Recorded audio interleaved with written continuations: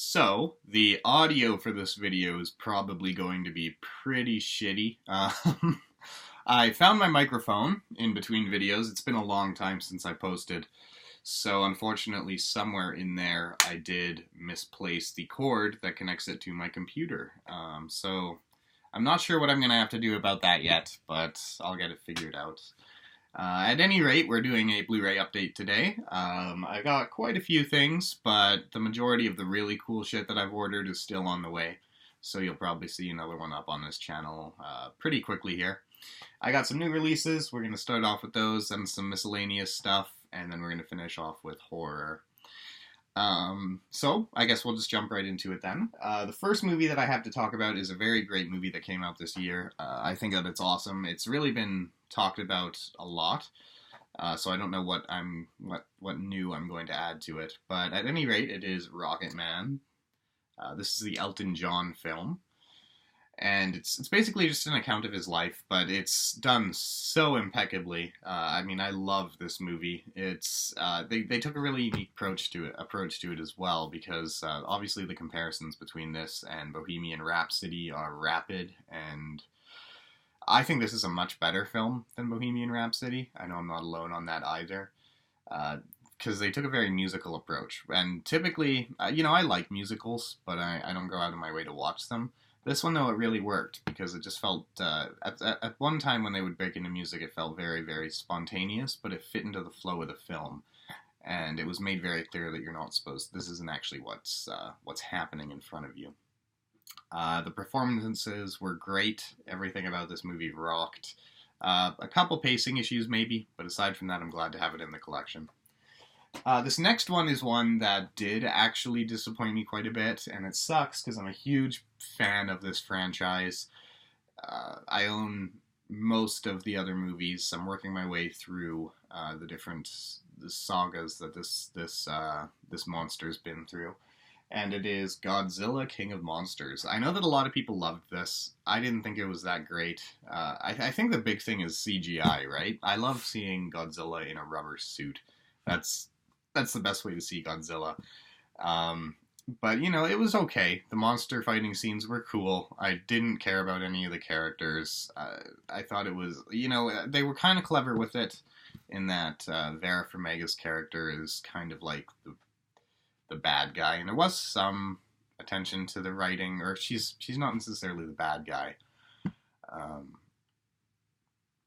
But regardless, it's a movie that they did put in kind of like a little twist into the script, but it's not enough to carry the movie. I don't know. I found this one disappointing. I loved Kong Skull Island, so I'm still looking forward to Godzilla versus King Kong, or versus Kong, I guess. But this one didn't do it for me. But yeah, I'm working on getting through right now. I believe the Millennium series. I went straight through the Heiseis, loved them. And that's where I am. This next one, new release, I loved it. I thought it was great. It was such a fresh, not overly unique take on the genre, but it did enough to feel very, very separate from the type of film that you'd expect this to be. And it would be Booksmart. So it's a coming-of-age film. They're in high school, and the plot is basically they're trying to get to a party. And again, it hits a lot of the beats that you'd expect coming-of-age film to hit, but it does so with some cool sequences, and the framing's always nice. The camera's moving around. It's not stagnantly shot like a lot of these movies are, which I really appreciated. We're topped off with two great performances here. The two main characters had great chemistry, and this was a movie that was very representative of what it's like to actually be inside high school. Because these guys are the class of 2019. Obviously, I graduated a couple years ago now. But it still felt very true to me, because a lot of coming-of-age movies, you'll hear critics say that. It feels like the kids talk how they would actually talk nowadays. Which is true, but the mechanics of the film don't really follow suit, if that makes any sense. This one does. Like, for example, there's a scene where they're sitting on a curb and they can't get to a party, right? Nobody's answering their calls or their texts, and they've already started their journey. They can't drive or anything. And if you grew up Like, if you're a millennial and you've never been in the situation where, like, you're in between rides trying to get to a party, then I feel bad for you, because I have a lot of memories like that, and this movie really encapsulated that. So just a small little moment that I thought really rang true to today growing up.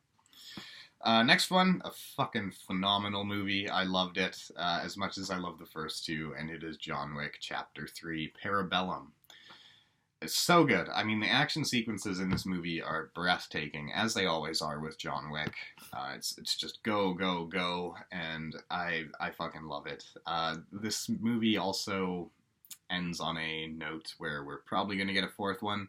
Typically, sequel baiting isn't something I like, but with this one, I'm down to watch John Wick come and tear shit up every couple of years, for sure. And this was a really, really awesome installment, you know.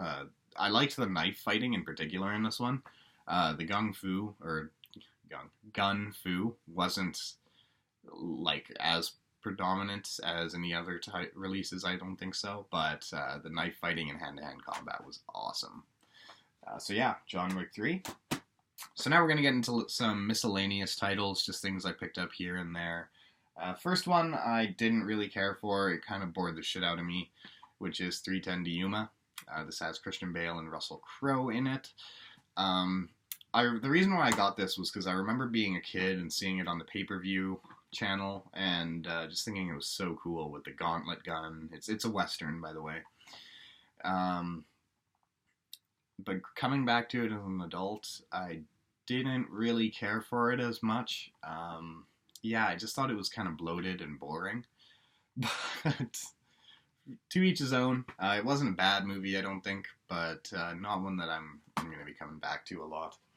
Next one I actually haven't seen. This is a movie that was on for, I think, $6, and it looks kind of cool. I like the first one, and it had a cool slipcover, and it is Sin City: A Dame to Kill For. Yeah, I really like the first one. This one isn't supposed to be as good as the first one from what I've heard, but I'm still going to check it out, give it a go. It is also a 3D Blu-ray. I don't think I'm going to ever have a 3D TV, but just because I'd go 4K before I went 3D for sure. Regardless, though, pretty cool movie, looking movie anyway. You know, lots of sex and violence and that kind of thing, which we all love. So yeah, Sin City: A Dame to Kill For. This next one is The Frighters. It stars Michael J. Fox, whom I love. He was actually born in Edmonton, Alberta, which is where I was born and raised. And it's directed by Peter Jackson. Obviously, you should know who Peter Jackson is. He's the guy who did Lord of the Rings and everything, but he's actually one of my favorite directors, because everything that he does outside of that universe, like The Hobbit and The Lord of the Rings, not to say I don't like those films, because I do, but everything that he's done outside of there are some of my favorite movies of all time. This one's an exception. I wouldn't put this in my favorite movies of all time, but I did like it a lot more than people tend to like it. This movie has a very low score. A lot of people really hate it, but I thought that it was kind of cool. Basically what it's about is Michael J. Fox is a paranormal investigator. Pardon me, he's kind of like a, you know, he can see the dead and everything. And he has a couple ghosts that he uses to basically fake paranormal onslauhtings. Or, that totally wasn't a word. Paranormal activity. And it's a quirky comedy. The CGI is really bad in this movie, and I think that that'll get a lot of people. And especially myself, being somebody who doesn't really care for CGI as a whole, I was kind of surprised that I was able to roll with it. But I was. You know, it's a goofy, stupid movie that you're not supposed to take too seriously. And it feels very similar in a lot of ways to his other work outside of Lord of the Rings and The Hobbit. So stuff like Dead Alive. It felt a lot like Dead Alive, only obviously not as good, not as funny, and without the abundance of gore. I definitely like Dead Alive more, and I might have that one coming on the way. But yeah, Frighteners, I thought it was good overall. It was a good, fun movie. I can understand why people don't like it, though. If you're not a Peter Jackson fan, then it makes even more sense to me. This next one is one of the best finds, I think, that I got this month, or since I've been doing, or since I haven't been doing Blu-rays, Blu-ray updates, pardon me, and it is Hero. Now, as you can see, I got this movie for $4.99 at a Shoppers Drug Mart. I have yet to watch it, but I watched Shadow, which is by this director and came out this year, and I thought it was just a beautiful masterpiece of a film. I wanted to see Hero. Truth is that this Blu-ray is like $60 online, so I wasn't going to pull the trigger, but I found it at fucking Shoppers Drug Mart for $5. I mean, that's ridiculously lucky, and I'm so glad I did. I can't wait to watch this film. These are basically martial art epic films that he does. Again, I've seen Shadow, and that's kind of my first real look into that kind of filmmaking. So if I like this, which I think I will, I might get his third film, which everyone talks about, which is House of Flying Daggers or something like that. And then it could be a whole new genre that I love. So I'm really excited about that. It says that this is actually presented by Quentin Tarantino as well. So yeah, cannot wait to check out Hero, and I'm so glad I got that one for $5. This next one, I'm kind of looking into epic films again, like Hero.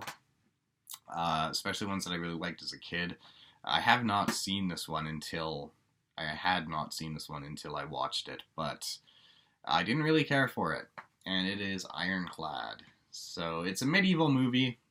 That's basically all you need to know. The reason why I was intrigued with this one was because everyone said that it was kind of more violent and more gruesome.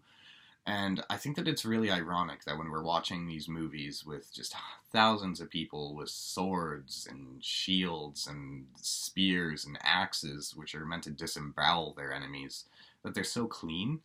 You know, like sometimes you'll see an arm go off, but imagine a battlefield after something like that. Like there would be organs everywhere, there would be heads, and they're just surprisingly clean. Most movies, even though they have a little bit of gore. And I thought that this one was going to scratch that itch. It didn't. The big problem is the action in this movie is very, very, like, close-up, shaky cam stuff, which I hate. It's a very lazy way to direct action. At any rate, though, I'm kind of glad I got it. It's something for the collection. Writing and story wasn't anything to write home about either.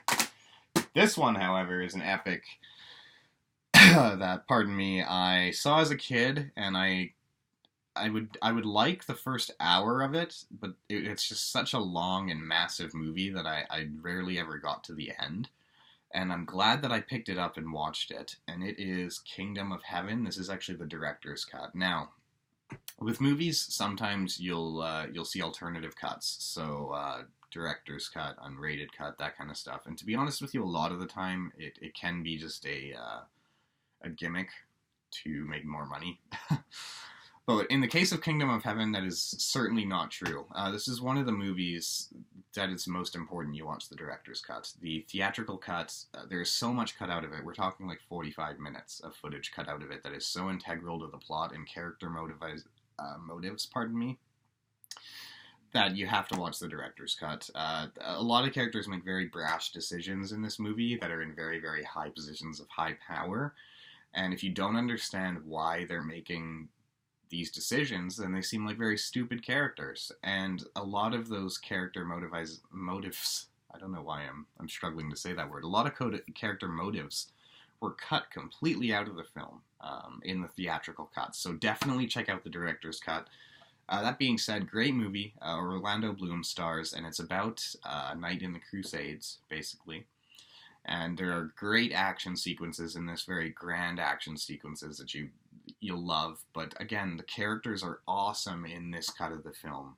So if you've never seen this movie, please don't even bother with the theatrical. Go straight to the director's cut. Great characterization, great motivations for the characters, and just a really raw, awesome medieval movie. So now we're done with the epics. Next up, to finish off the miscellaneous stuff, is a movie that I found for really cheap online, and I figured why not. I had seen it once before when I was younger, and I thought it was okay, and it is Machete. And this movie's really fun, you know? It's stupid as all hell. It stars Danny Trejo, and he's involved in this conspiracy. And it's a movie that doesn't really take itself too seriously. It's kind of like a grindhouse releasing or pardon me, not Grindhouse releasing. It's based on the Grindhouse. So Planet Terror and those kind of movies. I think it even had a trailer in one of those movies.